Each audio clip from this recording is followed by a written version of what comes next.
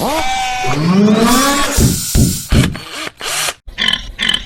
everyone, so on this episode of Kev, I'm just going to show you what we've updated with the tank, and we're going to strip the subframe down a bit more than we already have, give it a lick of paint.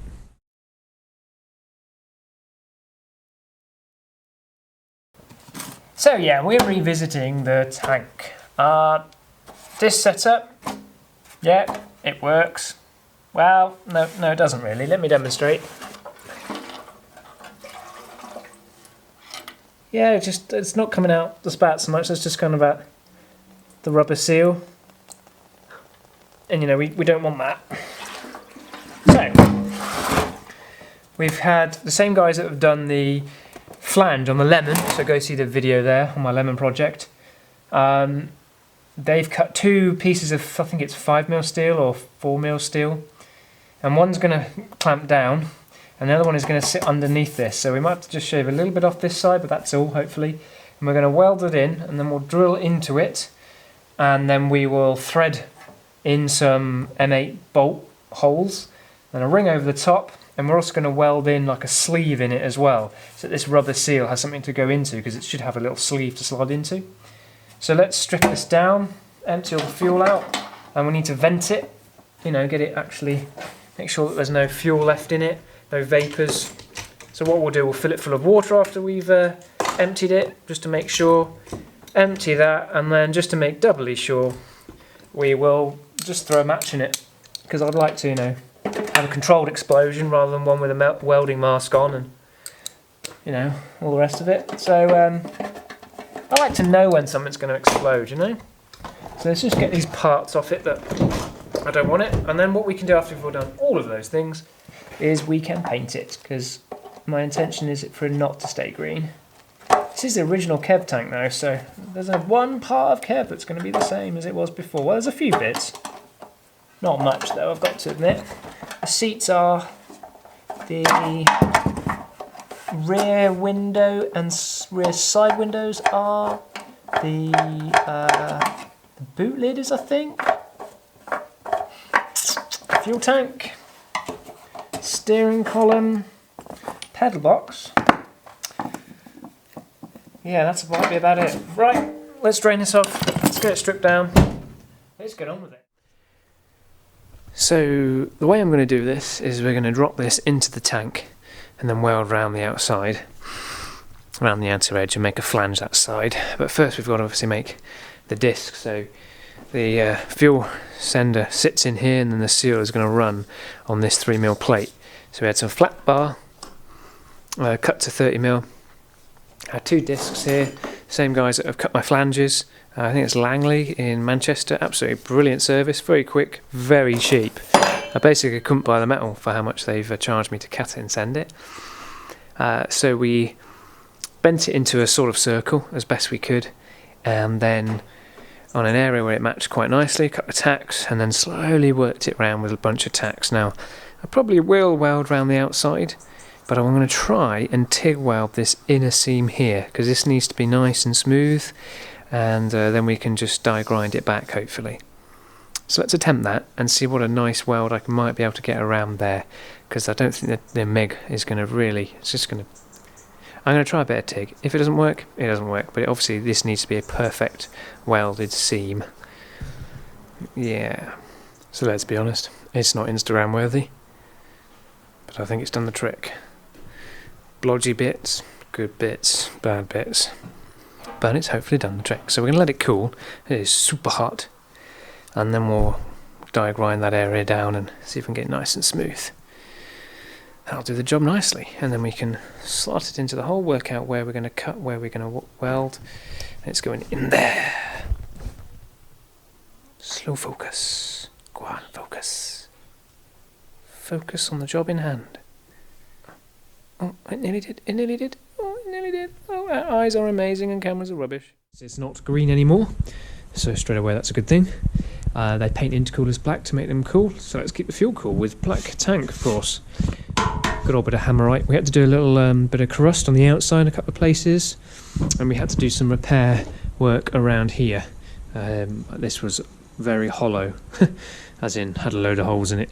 It had has like a sponge around it, and obviously that had kept moisture in it and just rotted away. But we managed to retain that, so that's good. You can cut them off and obviously make a new one, but managed to keep that. This looks obviously rather different. The reason this looks different is you all said it in the comments, and lots of people messaged me and said that ain't gonna seal, mate, and it didn't, of course. If you remember before, we just basically welded in 4 tabs with 4 nuts, which broke off twice. So in the end, we made something smart. So the same company, Langley something Langley Metalworks or something in. This is hard to do one-handed, in Manchester, I think it is. Cut me some rings. They've also cut the manifold flange for my lemon project. So they cut 2 flanges for me. I measured them up, obviously with the right diameter, etc. I then welded a piece of 3mm plate by 30mm. TIG welded that in from we tacked it from the outside, and then TIGged along that edge and along that edge. I think it looks quite clean and tidy. And then 8 M6 bolts. We drilled M6 holes through both plates so they match. Which they do. It's quite a tight fit, but that's perfect, like that. And then we TIG welded the back of these in as well. Now I am hoping that these are good. If they're not, I'm in trouble. If one snaps off, well, one snaps off. Blooming hope it doesn't. There's no way of getting to them. Could obviously just drill and tap a bigger bolt, but I don't really want to do that.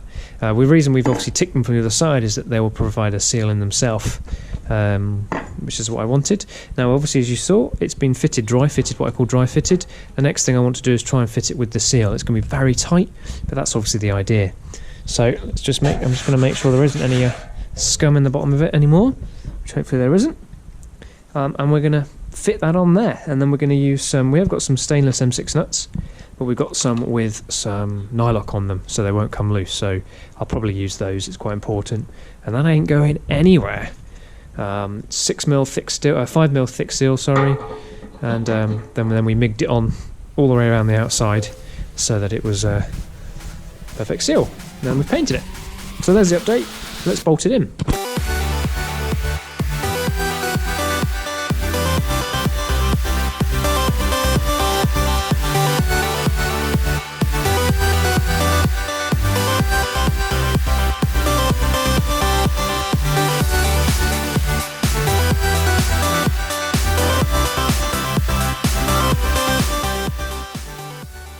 There we have it, people.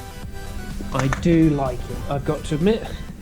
I don't know if it's the best bit I've ever done on this Mini, but naturally as I continue, no matter how good your experience and your abilities are, the thing you did last is probably the best quality, and this is the last thing I've fabricated so far in this, and I wish I had the skills that I've used and the equipment I've used for this when I did this subframe.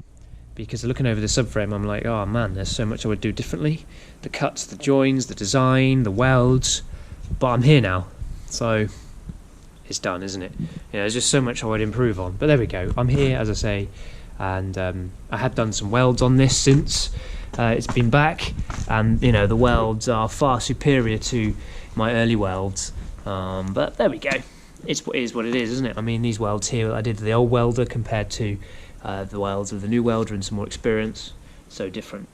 But it is what it is. So I have done a few welds. We welded this up, welded along there. That's not so good there, but I did weld that up. Don't know why it looks so rubbish. Can't remember now. I'll clean it up. As you can see, I'm still not great at this, but I am improving. So there's the tank done anyway. Really, really pleased with that. It's gone from 4 bolts, which were a bit rubbish, and the seal wasn't holding, to 8 bolts, nice and equally around. You can see the rubber seal. It's absolutely squished up in there. I can't get it any tighter. If anything leaks through that, well, I don't know what else to do, to be honest. There we go. I punched a little T in the top there as well, because obviously it doesn't go that way up, just so I know. And this is the little breather pipe, so this runs down around here and then down and out. Thanks for the train. And I forgot to paint that bit, so we'll tap that in, and that should be in, and then we'll just chuck some paint on top of that. And then we've got a little rubber to go around there, new rubber donut, and the plug. But yeah, she's basically done. And then we're going to put some neoprene patches along here once we fit it, that gets the band to fit around it, and that clamps it in the car. That looks good, doesn't it? Pleased with that?